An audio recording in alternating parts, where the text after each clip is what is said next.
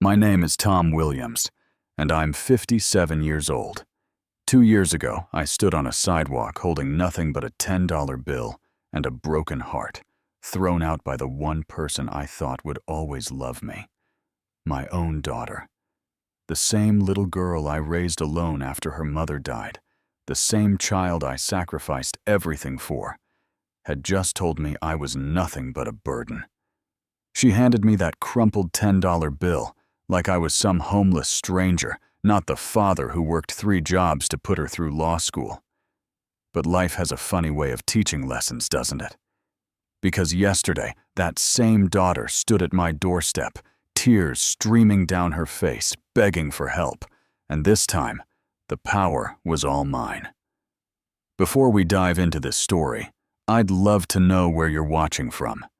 Drop your location in the comments below, and don't forget to hit that like button and subscribe for more real-life stories. Have you ever been betrayed by someone you trusted most? Stay with me as I share how sometimes the people who hurt us the deepest end up teaching us our greatest lessons about forgiveness and strength. Let me take you back to the beginning when life was simpler and my world revolved around a bright-eyed little girl named Jessica. After my wife Sarah passed away from cancer when Jessica was 12, it became just the two of us against the world. I remember those early days working at the manufacturing plant during the day, fixing cars in the evenings, and delivering newspapers on weekends. Every penny I earned went toward making sure Jessica had everything she needed, and more. We lived in a modest 2-bedroom house on Maple Street. Nothing fancy but filled with love and laughter. Jessica would sit at the kitchen table doing her homework while I cooked dinner, usually something simple like spaghetti or grilled cheese sandwiches. Those were some of the happiest moments of my life, listening to her talk about school, her friends, her dreams of becoming a lawyer like the ones she saw on television. When Jessica got accepted to State University, I made the hardest decision of my life. I sold our family home, the place where Sarah and I had planned to grow old together, and moved us into a small apartment. Every month I sent Jessica her tuition money, even when it meant I ate ramen noodles for dinner 3 nights in a row. But seeing her graduate with honors, watching her walk across that stage in her cap and gown, made every sacrifice worth it. After college, Jessica landed a position at Morrison, Blake & Associates, one of the most prestigious law firms in the city. Within 5 years, she was making more money than I had ever dreamed of. She bought herself a penthouse apartment in the downtown district, drove a BM, and wore suits that cost more than my monthly rent. I was so proud of her success, but somewhere along the way, something changed. Our phone calls became shorter and less frequent. When I'd ask about visiting, she'd always have an excuse. Too busy with work, traveling for a case, entertaining clients. The few times I did see her, she seemed embarrassed by my work clothes and calloused hands. She'd suggest we meet at quiet restaurants where none of her colleagues would see us together. I started to notice how she'd wince when I'd mention fixing Mrs. Patterson's washing machine or helping old Mr. Garcia with his car troubles. The warning signs were there, but I chose to ignore them. I told myself she was just busy, just trying to fit into her new world. I never imagined that world would have no place for her own father. Everything changed 3 years ago when Peterson Manufacturing closed its doors after 38 years in business. At 54, with nothing but a high school diploma and decades of experience in a dying industry, finding new employment felt impossible. Younger guys with college degrees were getting passed over, let alone someone like me. My unemployment benefits barely covered rent, and my savings disappeared faster than morning dew. After 6 months of failed job interviews and mounting bills, I swallowed my pride and called Jessica. Her voice was cold when I explained my situation, but she agreed to let me stay in her spare room temporarily. Just until I got back on my feet, she said. The word temporarily hung in the air like a threat. The penthouse was stunning with floor-to-ceiling windows overlooking the city, and furniture that looked like it belonged in a museum. But from the moment I walked through those doors, I felt like an intruder in my own daughter's life. Jessica handed me a list of rules. No cooking with garlic or onions, because the smell lingered. No watching television after 9 p.m., because she needed quiet to prepare for cases. No using the main bathroom, because she didn't want my toiletries cluttering her marble countertops. The worst part wasn't the rules. It was watching Jessica interact with her friends and colleagues.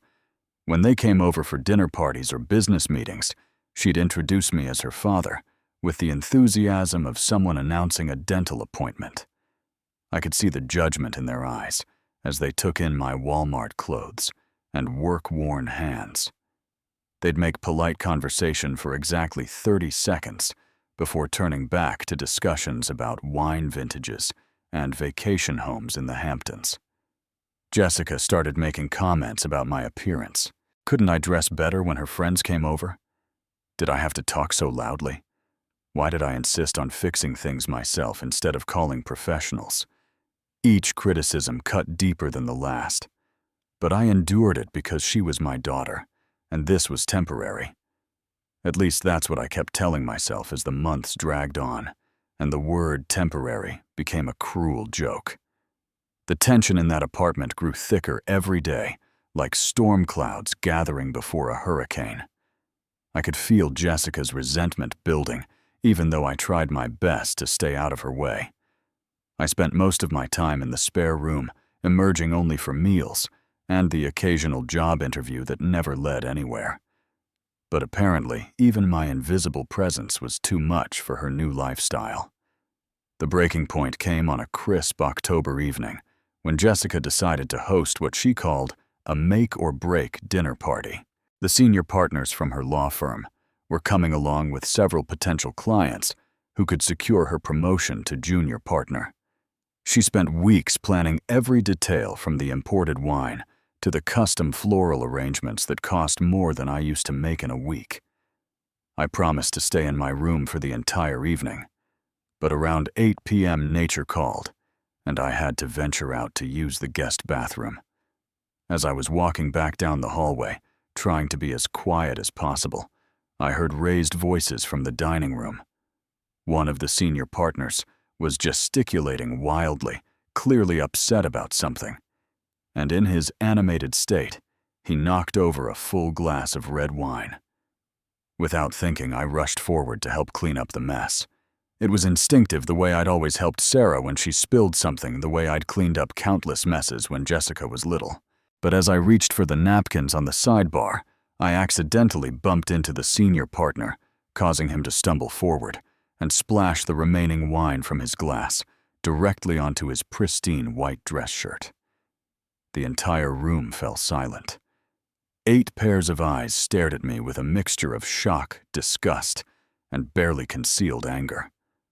The wine had spread across the man's shirt like a crimson accusation, and I knew immediately that I had ruined everything. Jessica's face went white, then red, then a shade of purple I'd never seen before. "Dad, what are you doing?" she hissed through clenched teeth. But before I could answer, she erupted. In front of her boss, her colleagues, and her potential clients, Jessica unleashed a torrent of humiliation that still echoes in my nightmares. She called me clumsy, embarrassing a liability she could no longer afford to carry. She said I was holding her back, that my presence in her life was nothing but a constant reminder of where she came from, and she was ashamed of that place. But the words that cut deepest came next. "You're a failed father who couldn't even provide for his own family.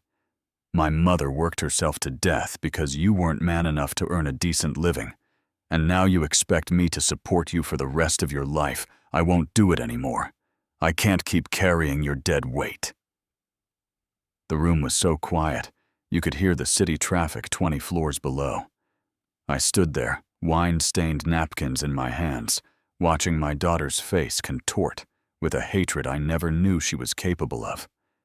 These people, These strangers in expensive suits had just witnessed the complete destruction of my relationship with my only child, and their uncomfortable shifting and throat clearing only made the humiliation worse. I looked at Jessica one last time, hoping to see some flicker of the little girl who used to crawl into my lap when thunderstorms scared her. But all I saw was a stranger wearing my daughter's face, someone who cared more about her image than the man who'd given her everything. That night I lay awake in the spare room staring at the ceiling and wondering how I'd raised someone capable of such cruelty. The next morning arrived gray and cold, matching the atmosphere in that penthouse perfectly. Jessica was already dressed for work when I emerged from the spare room, her face set in hard lines that reminded me painfully of her mother when Sarah was angry about something. But this wasn't the righteous anger of a woman protecting her family. This was the cold calculation of someone cutting out a cancerous tumor. "We need to talk," Jessica said, not looking up from her phone as she typed furiously. She was probably doing damage control from the previous night, trying to salvage her reputation with the partners. I sat down at the kitchen island, my hands wrapped around a cup of coffee that had already gone cold. Jessica finally looked at me, and I was struck by how much she resembled her mother physically, while being nothing like Sarah in spirit. "Last night was the final straw, Dad. I can't have you living here anymore. You're sabotaging my career, and I've worked too hard to let anyone destroy what I've built, even you." I started to apologize, to explain that it had been an accident, but she held up her hand to silence me. The gesture was so dismissive, so condescending, that it felt like a slap across the face. "I don't want to hear excuses. I want solutions, and the solution is for you to leave today." She reached into her purse and pulled out a crumpled $10 bill, placing it on the granite countertop between us, like evidence in a courtroom. "This should cover bus fare back to your hometown. There's nothing for you here anymore, and frankly, there never was. You belong in small-town mediocrity, not in my world." I stared at that $10 bill for what felt like an eternity. $10. The same amount I used to give Jessica for lunch money when she was in middle school. The same amount she'd spend on a single coffee from the boutique shop in her building's lobby. $10 to end a relationship that had been the center of my universe for 28 years. "What about everything I did for you?" I asked, my voice barely above a whisper. "What about the sacrifices, the love, the years I spent making sure you had every opportunity?" Jessica's laugh was sharp and bitter. "You did what any parent is supposed to do. You don't get a medal for meeting your basic obligations. And honestly, if you'd been more successful, more ambitious, maybe Mom wouldn't have had to work herself into an early grave. Maybe I wouldn't have had to be ashamed of where I came from." Those words hit me like a physical blow. She was rewriting history, painting me as the villain in a story where I'd tried so hard to be the hero. I picked up that $10 bill, my hands shaking not from age, but from rage and heartbreak. Without another word, I went to the spare room, packed my few belongings into an old duffel bag, and walked toward the door. Jessica didn't say goodbye. She was already back on her phone, probably scheduling lunch with someone who could advance her career. As I waited for the elevator, I could hear her voice through the thin walls, laughing at something someone had said. The sound of her laughter, so casual and carefree, just minutes after destroying her own father, would haunt me for months to come. The bus ride back to Millfield took 4 hours and cost exactly $9.50. I spent the remaining 50 cents on a candy bar that tasted like sawdust in my mouth. As the city skyline disappeared behind me, I made a promise to myself. I would never again allow anyone to make me feel worthless, especially not my own daughter. Millfield hadn't changed much in the 3 years since I'd left. The same weathered buildings lined Main Street. The same old-timers sat outside Miller's hardware store, playing checkers. And the same sense of community that I'd forgotten existed in bigger cities embraced me like an old friend coming home. But I wasn't the same man who'd left this place. I was broken, humiliated, and angrier than I'd ever been in my life. The house I'd inherited from my mother sat empty and neglected on Elm Street, its paint peeling and yard overgrown with weeds. Using my last few dollars for cleaning supplies and basic groceries, I began the slow process of making it livable again. Every room held memories of my childhood of Sunday dinners and holiday celebrations, of a simpler time when family meant everything and success was measured in love rather than bank account balances. The local garage, Pete's Auto Repair, was looking for someone with mechanical experience, and despite my age, Pete Harrison hired me at $12 an hour. It wasn't much, but it was honest work with honest people who didn't judge me for my past failures or current circumstances. Pete was a Vietnam veteran who understood what it meant to start over, and he became the first person in years to treat me with genuine respect. My coworker, Larry Thompson, became an unexpected source of strength during those dark early months. Larry was a few years younger than me, divorced with 2 teenage kids who visited every other weekend. He'd listen without judgment as I worked through my anger and confusion about Jessica, offering practical advice born from his own experiences with family disappointment. Mrs. Henderson. The widow who lived next door brought me casseroles and homemade bread until I got back on my feet. She'd lost her husband 5 years earlier and understood the particular loneliness that comes from losing the people you thought would always be there. Our evening conversations on her front porch became a lifeline during the worst moments of my depression. Father Murphy at St. Mary's Catholic Church welcomed me back to the congregation where I'd been baptized 57 years earlier.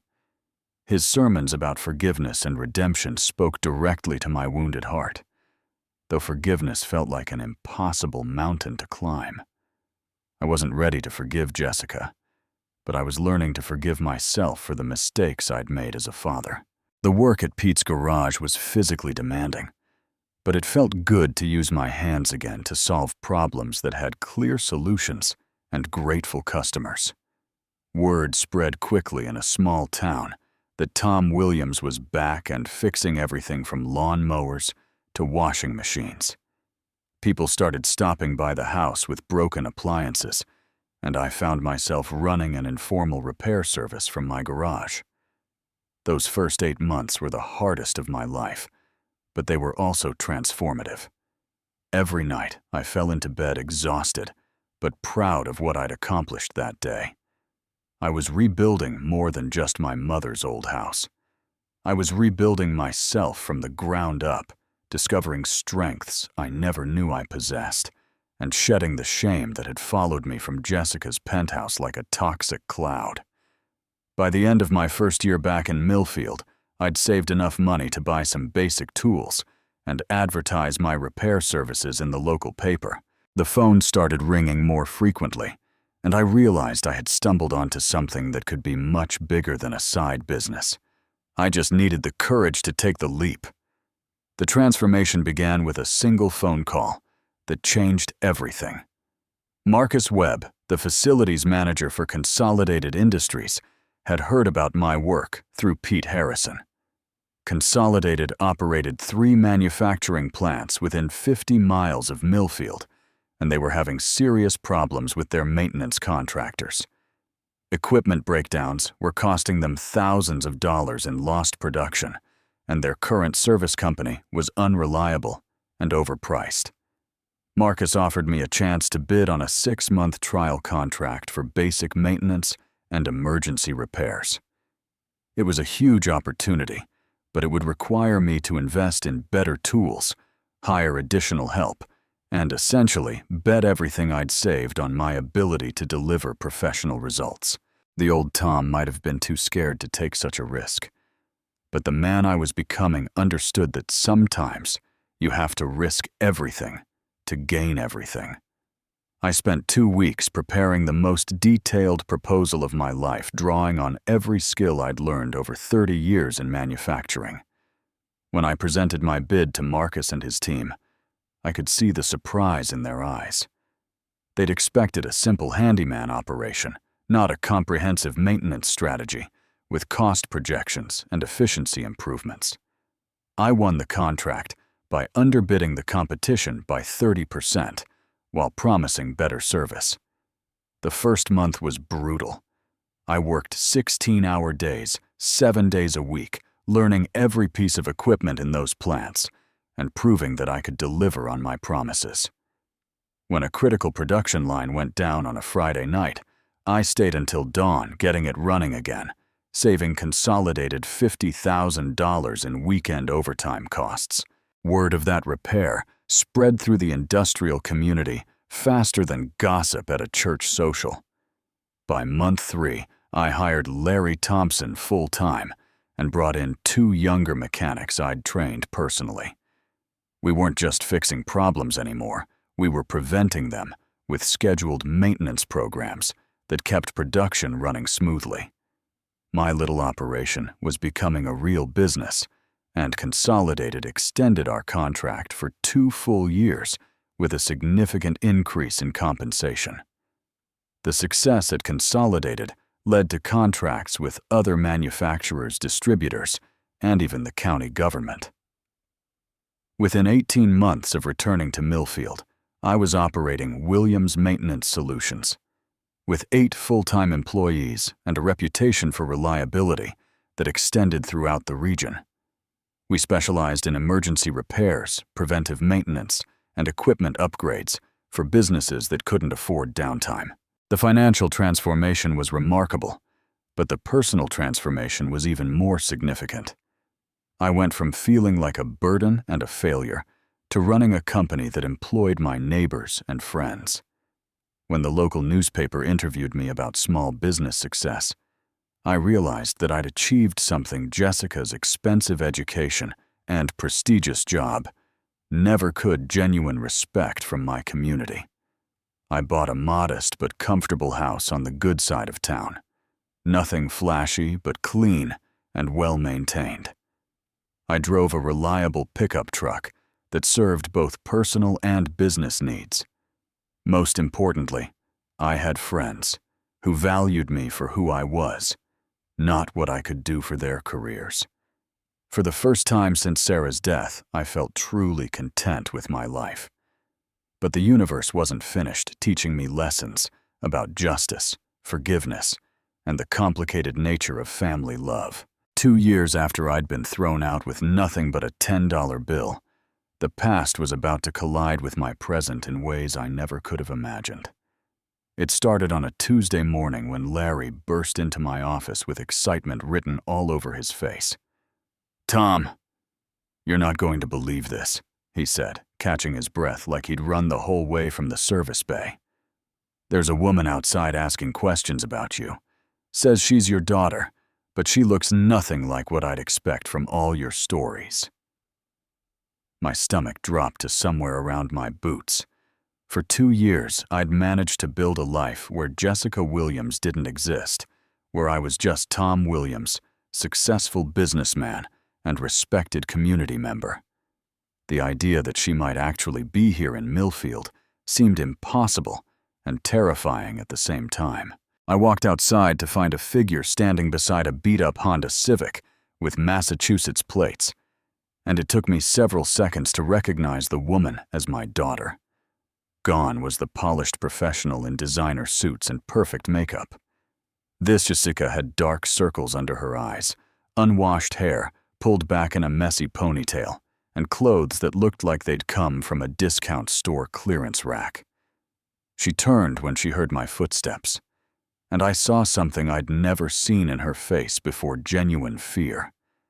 Not the controlled concern of someone worried about a business deal, but the raw terror of someone who'd lost everything and had nowhere else to turn. For just a moment, she looked like the scared little girl who used to climb into my bed during thunderstorms. "Hello, Dad," she said, her voice barely above a whisper. The words hung in the air between us like a question mark, as if she wasn't sure she still had the right to call me that. I noticed her hands shaking as she fidgeted with her car keys, and despite everything she'd put me through, my paternal instincts kicked in with unwanted force. "Jessica," I replied, keeping my voice neutral and professional. Behind me, I could sense Larry and the other guys trying to look busy, while obviously listening to every word. Small-town gossip would have this conversation spread throughout Millfield before lunchtime, but I couldn't bring myself to care about that right now. She looked around at my business, taking in the well-organized shop, the company trucks, and the obvious signs of success. "I heard you were doing well," she said, and there was something like admiration in her voice that I'd never heard before. "Mrs. Patterson from our old neighborhood told me you'd started a company." I didn't believe her at first. The irony wasn't lost on me. Patterson, whose washing machine I used to fix for free when Jessica was embarrassed by my blue-collar work, had become my inadvertent public relations representative. Life had a sense of humor that bordered on cruel. Jessica took a deep breath and looked directly at me for the first time since I'd walked outside. "Dad, I need to talk to you. Privately. I know I have no right to ask for anything after what I did, but I'm desperate. I've lost everything, and you're the only family I have left." The old Tom would have immediately invited her inside, offered her food and comfort, and tried to fix whatever was broken in her life. But the man I'd become understood that forgiveness and foolishness were two very different things. I'd learned the hard way that love without boundaries isn't love at all. It's enabling.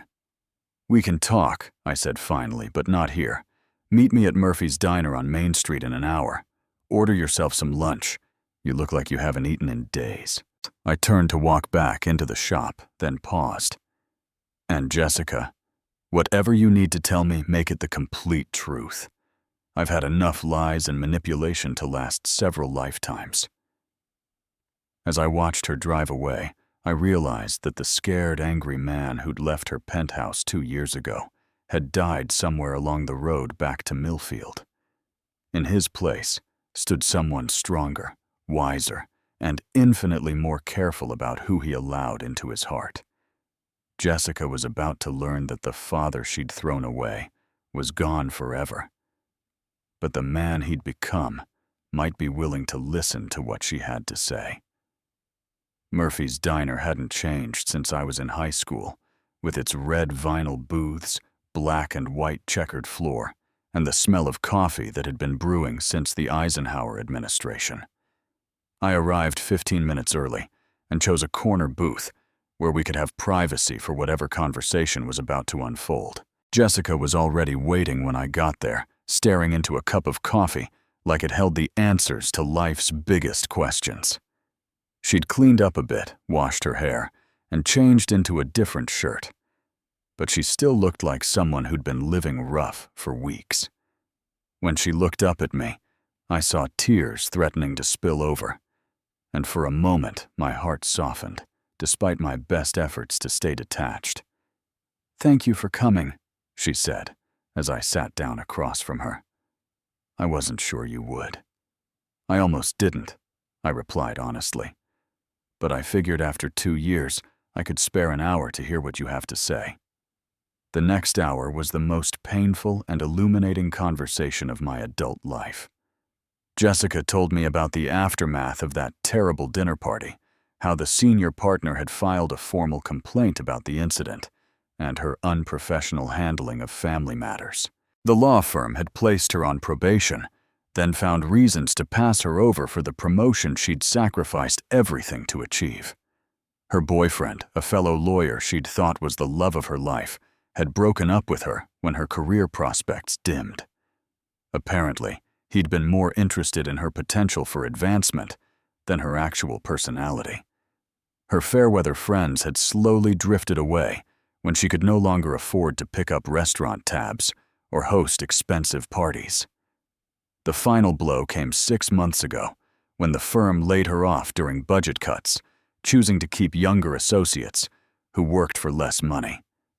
Her savings tied up in the lifestyle she'd thought she needed to maintain disappeared within weeks of losing her income. The penthouse had been repossessed 3 months ago, and she'd been living in her car or crashing with former law school classmates who were growing tired of her presence. "I applied for jobs everywhere," she said, her voice breaking. "But my reputation in the legal community is shot. Word gets around about why I was really let go, and no firm wants to hire someone with attitude problems and family drama. I've been working at a call center for $8 an hour, but I got fired last week for missing too many days." She paused to wipe her eyes with a napkin, and I found myself studying her face, looking for any sign of the entitled princess who'd thrown me out of her life. What I saw instead was genuine humility, the kind that only comes from having your pride completely destroyed by circumstances beyond your control. "I know what I did to you was unforgivable," she continued.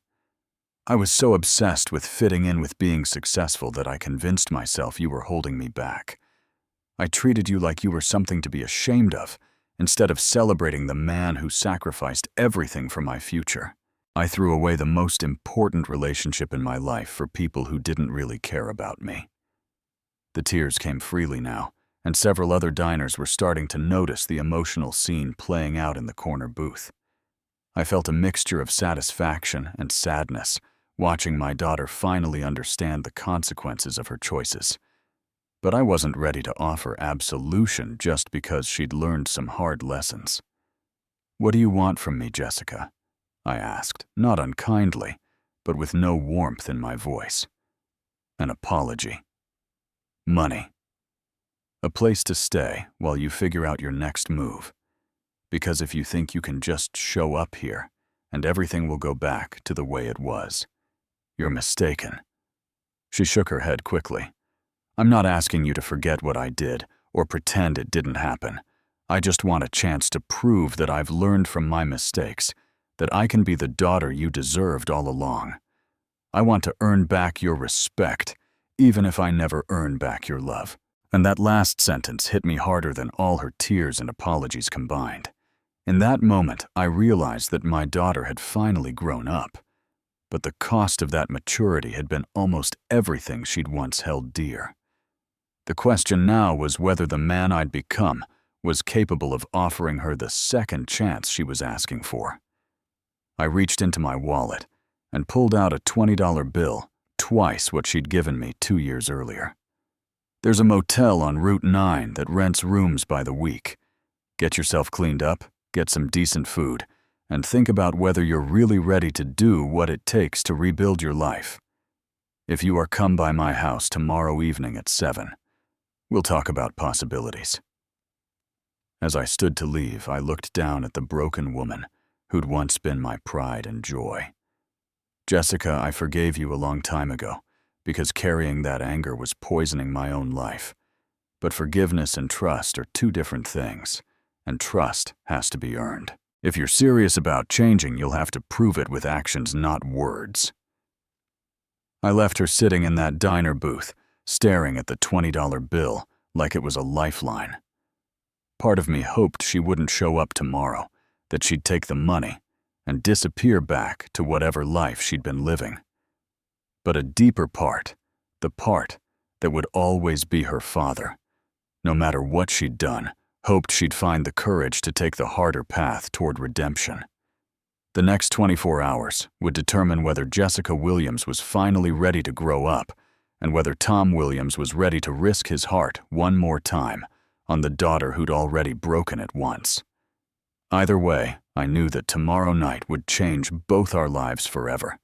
Just like that terrible evening 2 years ago when she'd handed me $10 and destroyed our family. But this time I held all the power, and that made all the difference in the world. What would you do if someone who hurt you deeply came back asking for forgiveness? Have you ever had to choose between protecting yourself and giving someone a second chance? Share your thoughts in the comments below. And don't forget to like this video if it touched your heart. Subscribe for more stories about family forgiveness and finding strength in our darkest moments. And please share this with anyone who might need to hear that it's possible to rebuild your life, no matter how broken it seems. Thank you for listening to my story. And remember that sometimes the greatest victories come not from getting revenge, but from choosing grace when we have every right to choose otherwise. Until next time, take care of yourselves and the people you love.